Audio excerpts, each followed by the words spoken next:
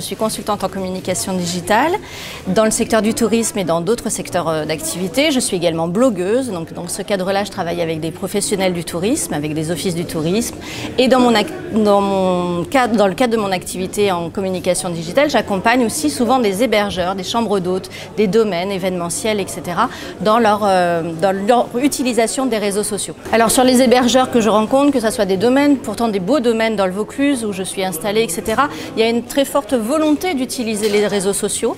Il y a une forte conscience de l'intérêt des réseaux sociaux, mais ça pêche après.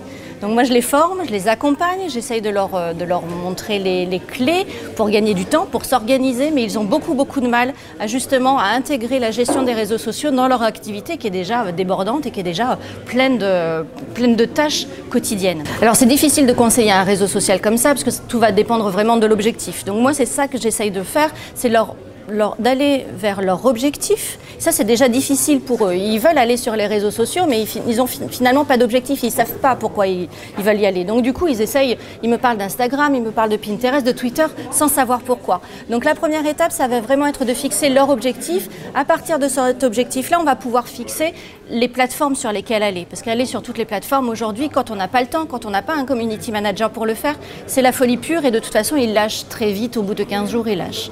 Donc on va trouver les bonnes plateformes ou la bonne plateforme et je les aide à organiser leur temps. À leur montrer que oui, les réseaux sociaux, c'est chronophage, mais que si on utilise des outils de planification, des outils de gestion, si on intègre ça au même titre que leurs autres outils de travail, comme un outil supplémentaire, on peut s'organiser dans la journée et on peut faire des publications régulières. C'est difficile, mais moi je les amène à ça. Alors sur la forme, la vidéo, elle prime tout et de plus en plus, et ça va continuer. Après, sur le fond, on va vraiment être dans l'authenticité, dans la sincérité, montrer même les failles que les professionnels ont, leurs difficultés, leurs échecs, pourquoi pas. Il faut vraiment aller là-dessus, c'est ce que les gens recherchent aujourd'hui. On en a marre des beaux discours ou des réussites à tout prix.